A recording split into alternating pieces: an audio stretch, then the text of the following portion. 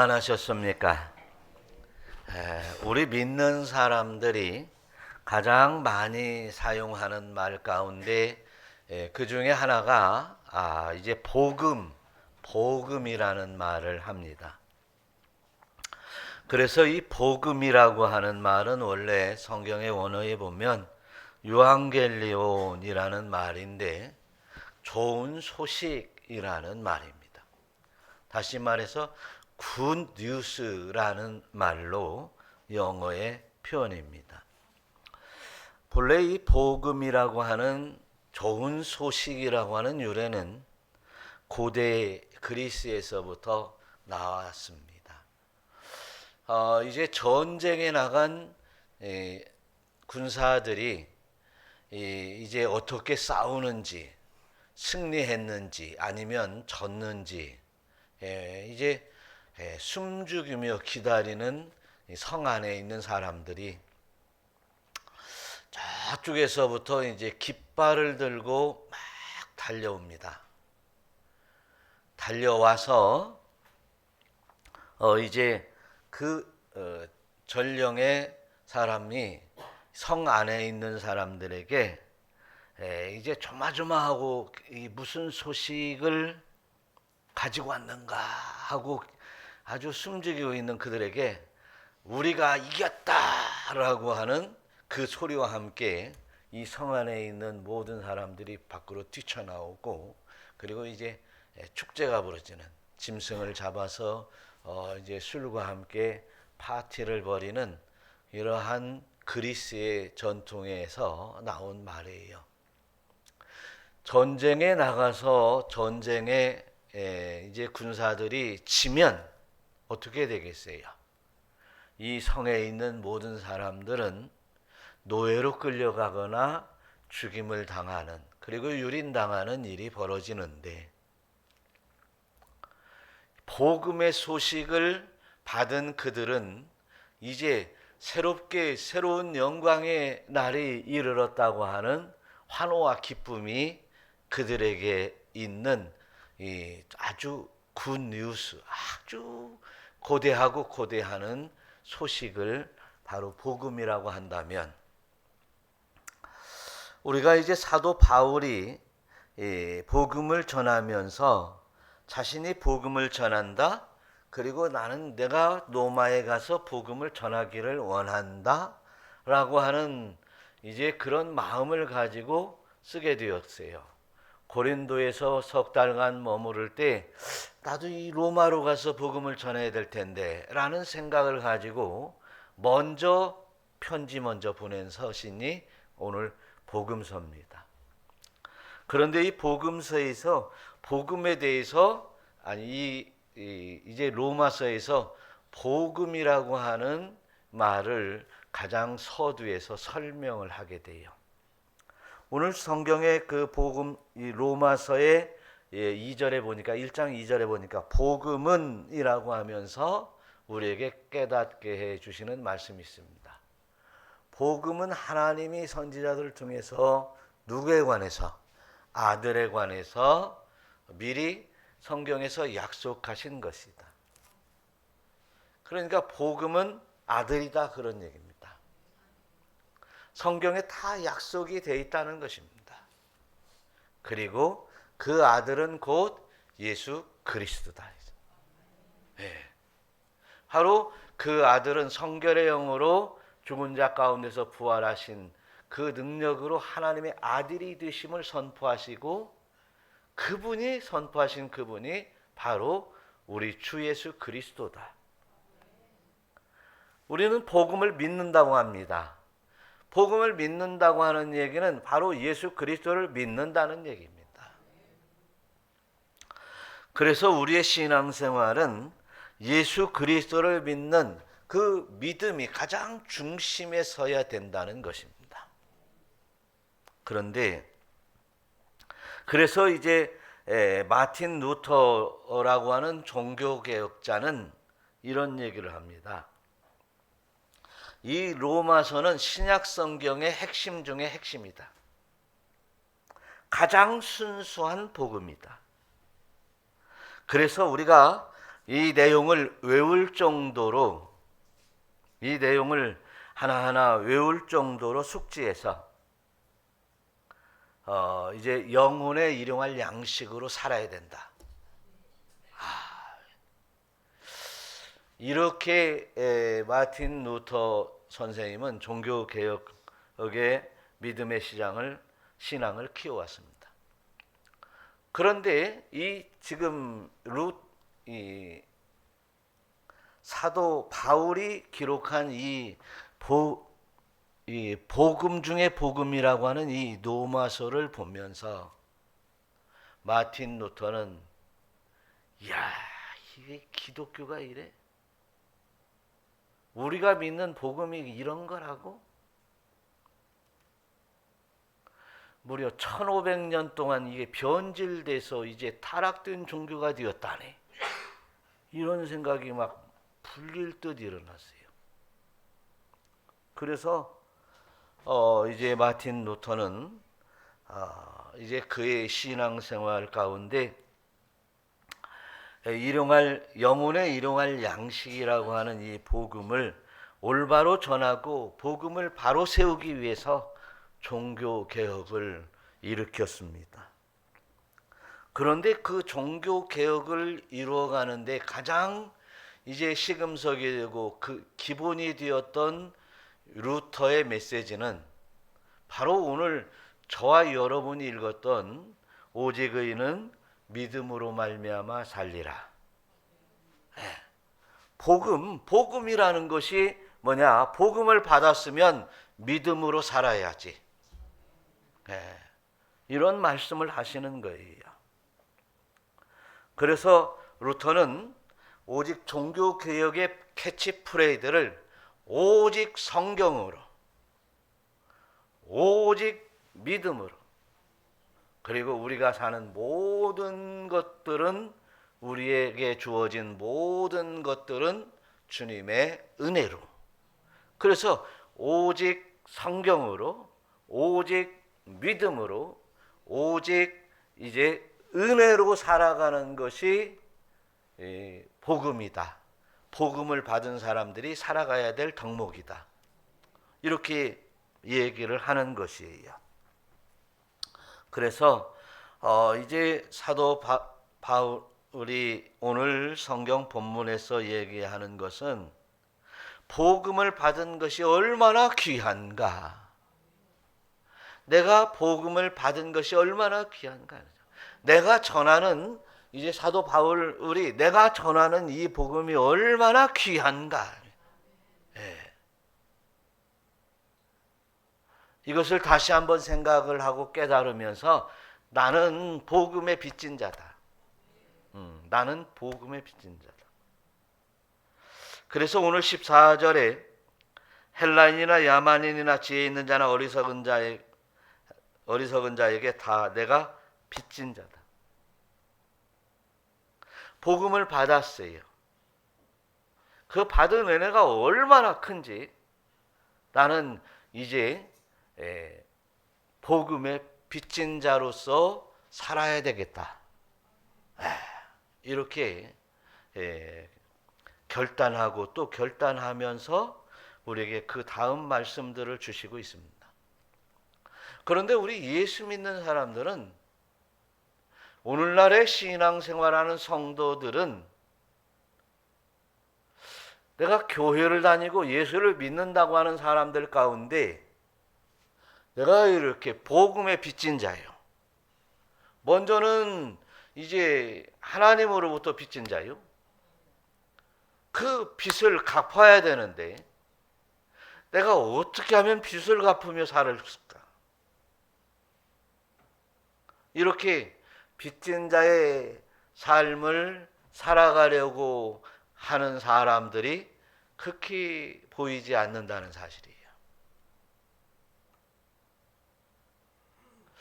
이것은 우리의 신앙이 죽은 것입니다. 복음을 잘못 이해한 것입니다. 우리는 그냥 은혜를 받고 그 은혜 속에서 좋다라고 살아가는 그러한 사람들에게는 결국 주님께서 주신 은혜와 열매들을 이 땅에서 다 까먹고 주님 앞에 나갈 때에 주님께서 너 무엇 하다 왔니? 너에게는 어떤 열매들이 있니? 라고 한다면 우리들은 전체적으로 우리 인생 가운데 신앙생활을 잘못한 것입니다. 이런 면에서 우리는 이제 바울이 가지고 있는 생각을 우리에게 접목시켜야 됩니다. 그래서 이제 복음의 빚진 자로 살아갈 수 있기를 축원합니다. 그래서 오늘 말씀을 이제 깨닫고 오늘 예배 가운데 깨닫고 오늘 말씀 속에서 정말 이제 진리의 말씀 가운데 우뚝 서서 아하, 나를 예수 믿게 하고 또한 예수 믿어서 오늘에 이르기까지 인도하셨으니 나는 이 복음의 빚진 자로 살아가야 되겠다. 이런 결단과 각오 속에서 새로운 이제 아름다운 신앙의 삶이 열어갈 수 있는 여러분들이 되시기를 축원합니다. 오늘 15절에서 이런 말씀이 써 있어요. 그러므로 라고 했어요. 그러므로 시작. 나는 할 수 있는 대로 로마에 있는 너희에게도 복음 전하기를 원하노라. 그러므로 나는 할 수 있는 대로라고 얘기를 했습니다. 빚진 자의 삶을 살아가겠노라고 결단하는 이 바울은 이제 빚진 자의 삶을 살아가기 위해서 내가 어떻게 살아가야 되는가를 우리는 이제 바울의 모습 속에서 발견할 수 있습니다.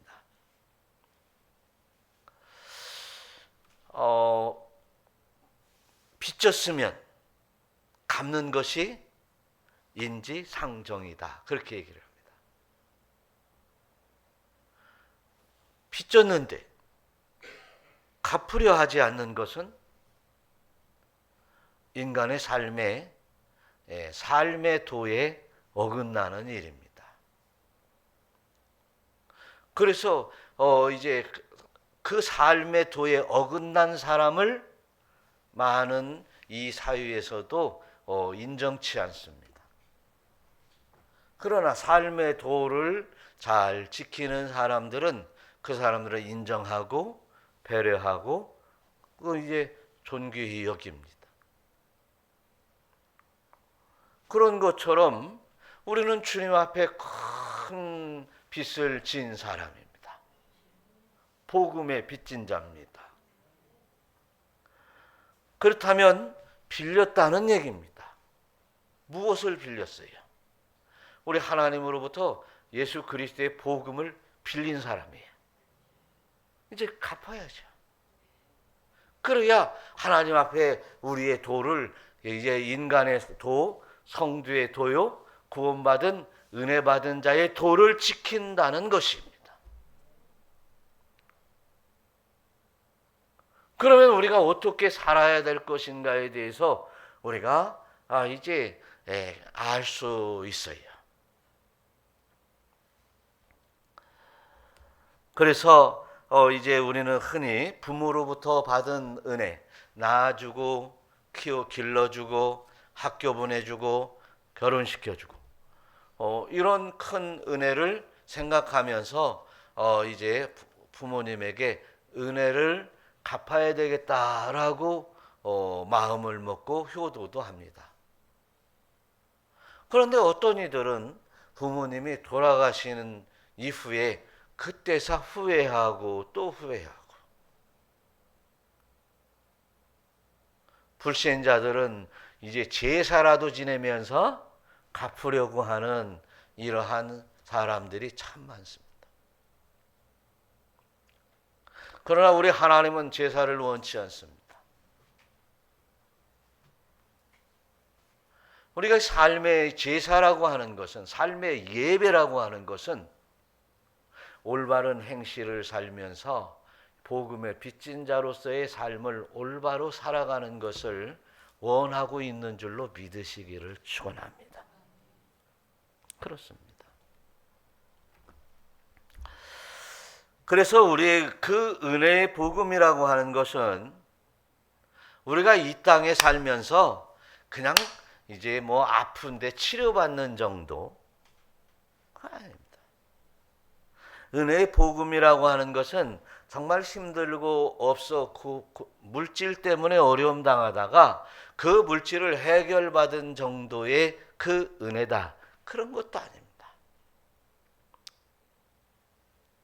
우리가 이제 큰 병에 걸려서 수술을 하고 뭐 10년, 20년 생명을 연장받아 사는 것이 정말 예를 들어서 어떤 의사의 집도에 의해서 또 어떤 이제 병원에 의해서 또 귀인을 만나서 그 받은 은혜다 생각하는 것과도 좋게 비교할 수 없는 은혜입니다.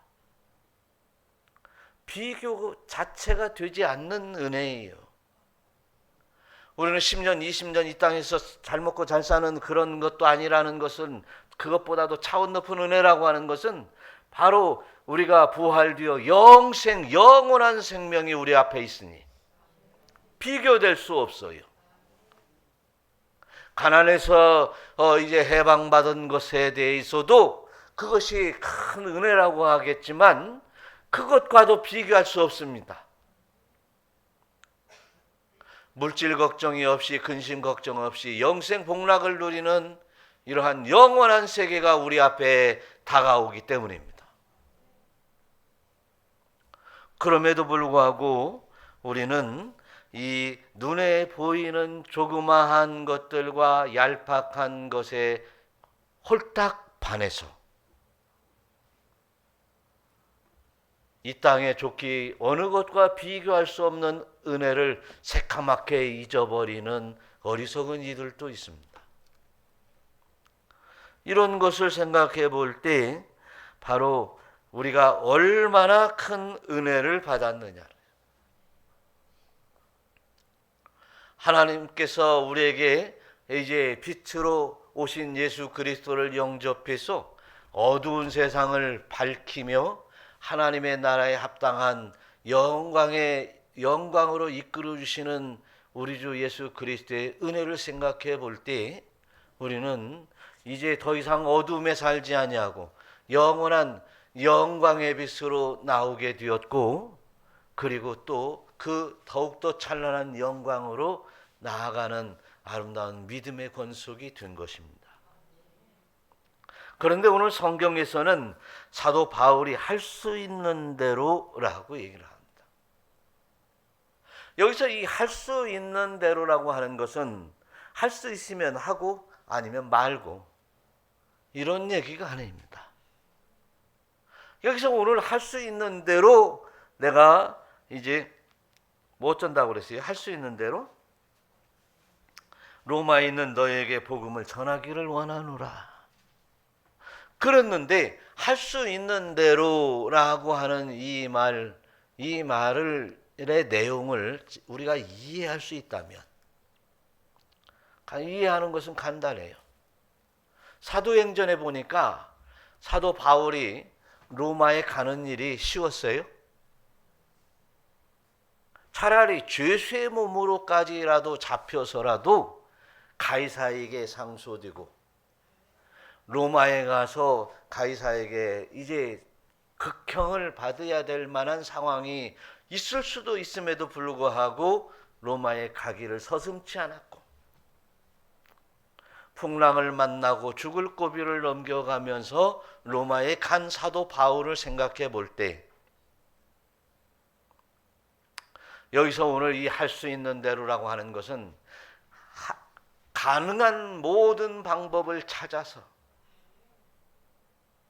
생명을 아끼지 아니하고 조금도 아끼지 아니하고 로마에 가겠다고 하는 결단의 이야기가 오늘 우리 앞에 놓여 있습니다. 사랑하는 성도 여러분, 저와 여러분들이 이제 우리가 예수 믿는 것은 할 수 있으면 그냥 믿고 아니면 말고가 아닙니다.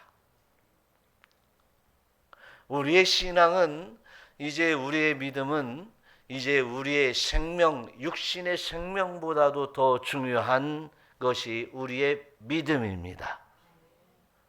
왜 그러냐면 우리에게 임한 복음은 예수 그리스도를 믿음으로 말미암아 죽음을 초월하며 살아서 믿는 자는 죽지 않고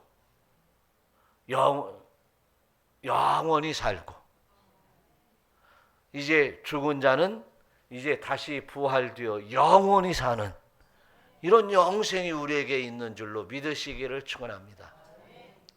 그렇기 때문에 우리 신앙은 교회에 와가지고 누가 눈꼴이 나를 이상하게 본다든지, 아니면 괜히 나를 말이지 가만히 있는 나를 찍고 까분다든지 해가지고 시험 들어야 될 만한 이러한 보잘것없는 것이 우리의 신앙이 아닌 거예요. 이런 모든 것들은 복음 앞에 다 초월되는 사사로운 것입니다. 별거 아닙니다. 그냥 지나가다가 앞에 돌멩이 하나 있는 정도요.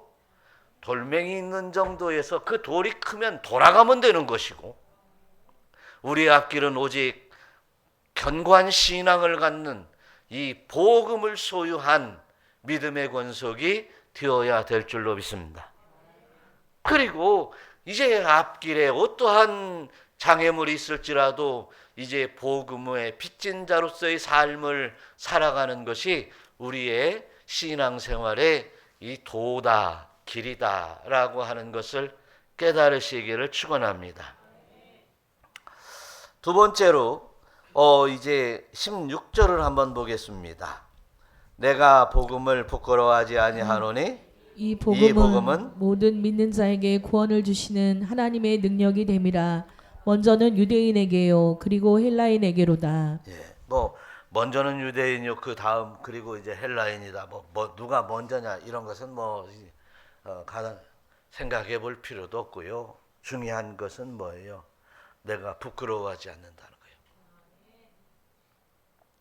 예수 믿는 것이 부끄럽다, 예수를 전하는 것이 조금 쭈밋쭈밋해진다, 그러면 이 복음에 대한 확신이 없기 때문에 그렇습니다. 단도직입적으로. 여기서 두리뭉실 믿음이 작기 때문에 그렇습니다. 우리는 확실한 믿음으로 이제 복음을 부끄러워하지 않습니다. 나는 예수 믿어서 천국 가는데 근다고잖아요. 저는 깜짝 놀랐어요. 이제 조그마한 자녀들도 말이죠, 초등학생들도 보면은 이 24평짜리에서 32평으로 이사 가면 말이죠, 24평 때는 친구들 안 데리고 온대요. 근데 32평으로 가면 친구들을 데리고 온다는 거예요. 그거 좋은 거예요.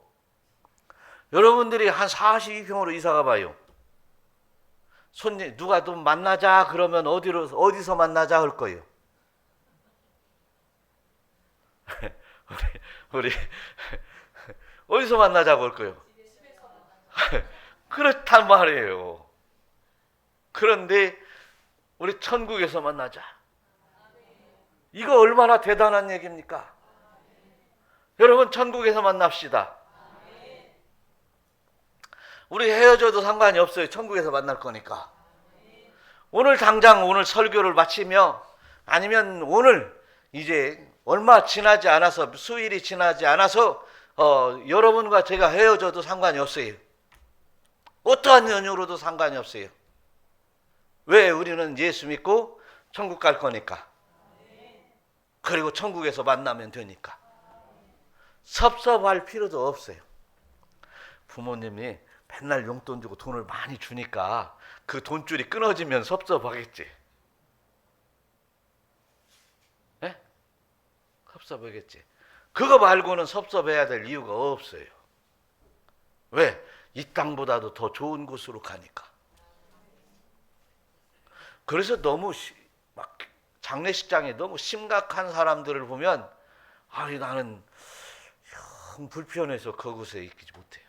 그거 빨리 주문하고 나와야 돼. 여러분, 우리가 이처럼 복음이 이제 이렇게 우리 인생의 삶에서도 능력이 됩니다. 힘들고 어려울 때도 능력이 됩니다. 왜 그러냐면 깨닫고 거듭나게 만들어가기 때문에. 때로는 하나님의 징계를 받으면서도 능력이 됩니다. 왜 그러냐면 더욱더 거룩한 성도요, 그리고 사명으로 나아갈 수 있도록 새롭게 나를 거듭나게 만드니까. 이것이 복음의 능력인 거예요. 그렇지, 뭐 복음의 능력이 우리가 생각하는 것처럼 주야 믿습니다 해가지고 이제 뭐 집안채가 떨어진다든지, 주여 믿습니다 해가지고 병 고침을 받는다든지, 이것도 복음의 능력은 능력이요. 주님은 또 일용할 양식까지 구하라고 하셨으니, 찾으라고 했으니 그것도 능력임에 틀림이 없습니다. 그러나 그보다 더 커다란 은혜, 비교할 수 없는 은혜를 받았으니, 그 비교할 수 없는 능력을 받았으니 우리는 천성을 가는 능력이요, 또 그 능력은 이제 어떠한 병마와 어떠한 질고를 이기고 승리하는 능력이요, 영원한 하나님의 나라를 이제 바라는 것들의 실상으로 믿고 나아가는 능력이 되는 줄로 믿으시기를 축원합니다. 그래서 이 복음은 내가 예수 그리스도를 믿는다고 하는 이 믿음이라고 하는 그 자체는, 뭐 믿음이라고 하는 얘기는 여러 가지, 성경은 막 여러 가지 이 말씀을 하고 있지만 단도직입적으로 딱 한마디로 예수 그리스도를 믿고 구원받아 하나님의 영광에 이르는 구원의 믿음, 영생의 믿음이라고 하는 것은 우리 믿는 자들에게 하나님의 능력을 덧입게 되는 것인 줄 믿으시기를 축원합니다. 그 능력의 은혜를 받으시기를 바라요. 오늘 받아야 돼요. 그 능력을 받아야 돼요.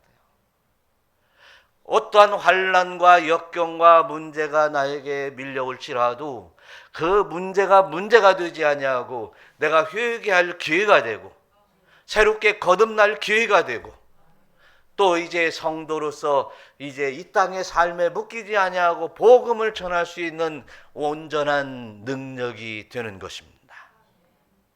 그것이 예수 믿는 사람들에게 임하는 복음의 능력이에요. 우리는 그 능력으로 이제 하나님과 단절되었던 이제 그 장막을 제거하고 하나님과 온전한 교제를 통해서 인간의 죄와 사망, 영적인 소경의 모습에서 이제는 영적인 하나님과의 관계가 완전히 교통되어서 이제 영생 복락을 바라보며 이 땅에서도 천국의 삶처럼 신앙생활 해나가는 아름다운 건석이 바로 복음이 주는 우리에게 임한 능력인 줄 믿습니다. 그래서 저와 여러분들은 이 땅에 살아요.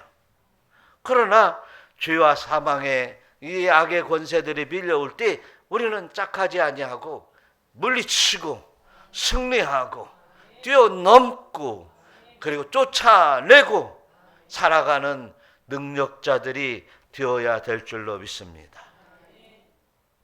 그래서 저와 여러분들이 이제 우리는 복음 안에 들어있는 예수의 능력, 예수 그리스도의 이름으로 이제 우리는 살아가는 것이에요. 사도행전 4장에 보니까 베드로가 메시지를 전하면서 하는 얘기가 뭐냐면, 천하의 사람 중에 구원을 받을 만한 다른 이름을 우리에게 주신 일이 없다. 구원을 받을 만한 것에 대해서는 누가 우리에게 누구를 주셨다? 하나님이 예수 그리스도를 우리에게 주셨다. 예수 믿으면 되는 거예요. 사도 바울 역시 로마서 10장에서 누구든지 주의 이름을 부르는 자는 구원을 받으리라. 할렐루야. 요한복음 이제 14장에서도 이제 나는 곧 길이요, 내가 곧 길이요 진리요 생명이니 나로 말미암지 않고는 아버지께로 갈 자가 없다. 예수 안 믿으면 갈 수 없어요. 예수 믿어야 되는 거예요. 구세주이심을 믿고 그 앞에 나가는 거예요. 그러니 우리 주 예수 그리스도를 믿는 믿음에서 우리는 이제 그 크신 은혜를 받았으니 빚진 자의 사명을 감당하면서 만나는 이들마다 필요한 이들에게 예수 전하는, 하나님의 은혜를 전하는 여러분들이 되어야 될 줄로 믿습니다. 마지막으로 17절 한번 읽어보겠어요. 복음에는 하나님의 의가 나타나서 믿음으로 믿음에 이르게 하나니 기록된 바 오직 의인은 믿음으로 말미암아 살리라 함과 같으니라. 복음에는 하나님의 의가 나타난다라고 했어요.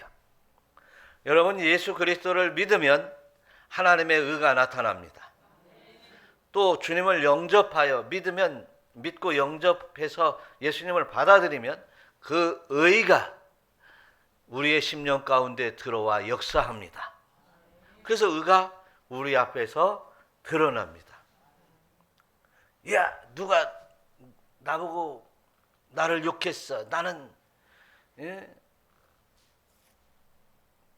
의로운 사람이야. 딱 이러는 게 아니고 예수 그리스도께서 우리에게 허락한 그 의를, 복음의 능력이 우리에게서 나타나게 된다. 믿으시기를 바라요. 그래서 하나님의 의라고 하는 것은 디카이오시네라는 말인데요. 구약 성경의 그 히브리 말로서 의라고 하는 말은 제테크입니다. 제테크가 아니고 채테크. 근데 옳고 바르고 이런 말이에요. 그런데요, 옳고 바르고 이런 구약적인 그런 얘기가 아니라 디카이오시네라는 이 헬라어의 말은, 신약 성경에서 등장하는 이 말은 어떤 윤리적인 이야기가 윤리적으로 이것이 옳고 틀리냐가 아니라 관계성에 더 중심을 두는 얘기입니다. 의가 나타난다. 어떤 의? 사람과 사람 사이의 관계. 뭔 관계? 허물과 죄가 가려지는 관계가 아니라 열리는 관계.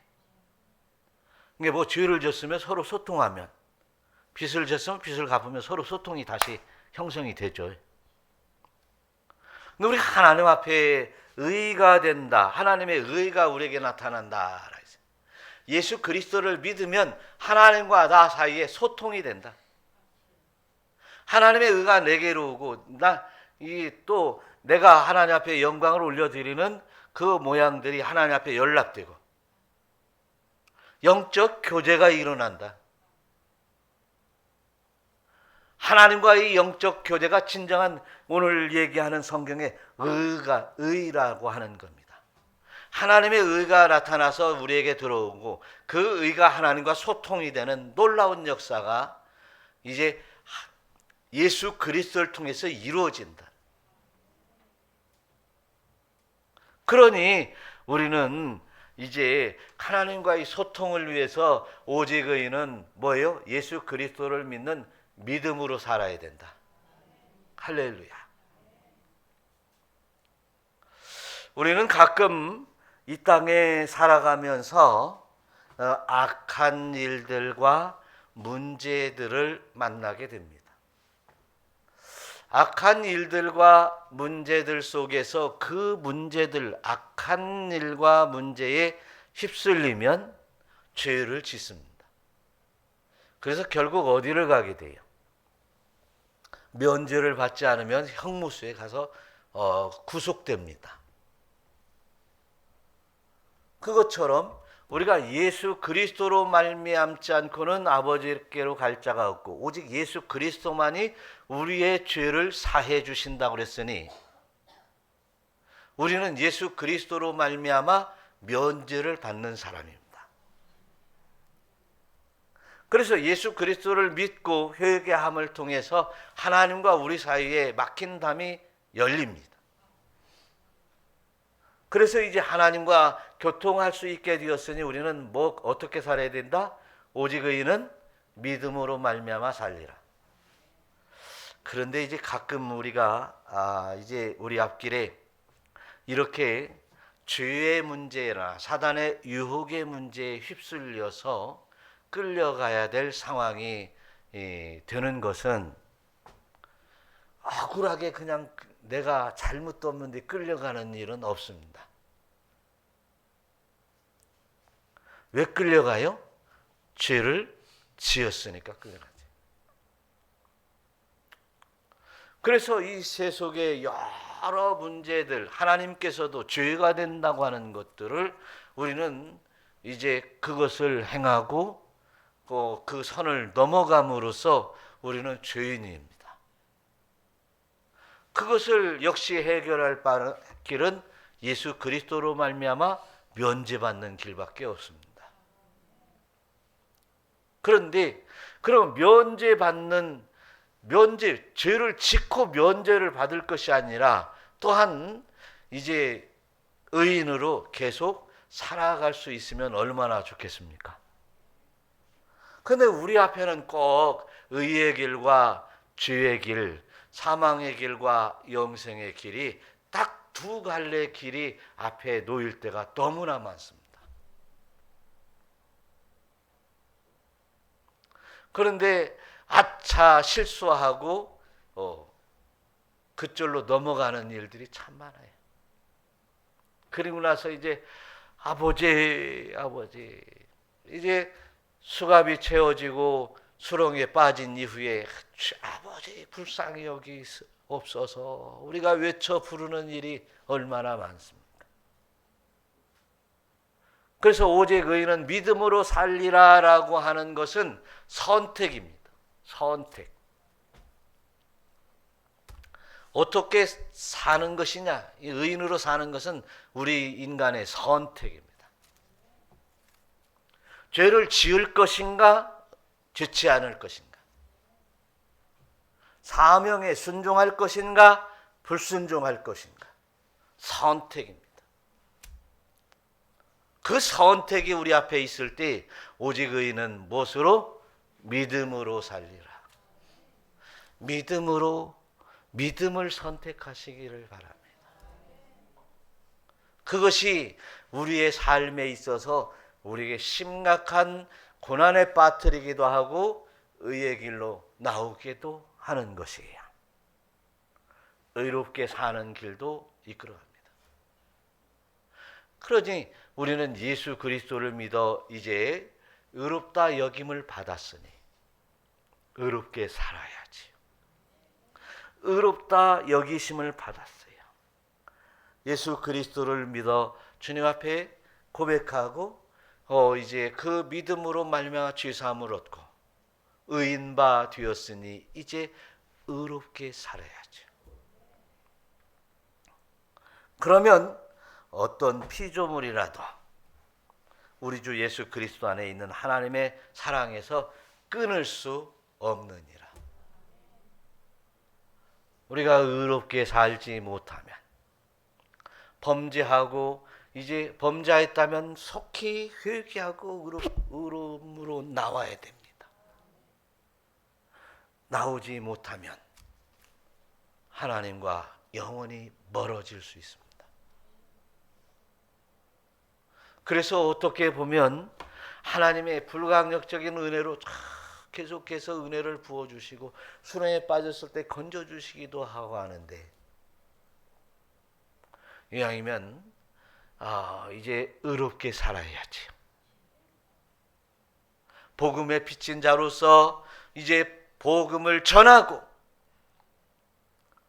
그리고 많은 이들에게 선한 영향력을 끼치면서 의롭게 살아야지. 그것이 여러분들의 신앙생활이 되어야 될 줄로 믿습니다. 우리의 신앙생활은 그래서 이제 굽이굽이 선택의 기로에 섰을 때 아름다운 선택을 해서 하나님 앞에 영광 돌리는 여러분들이 되시기를 축원합니다. 기도하겠습니다.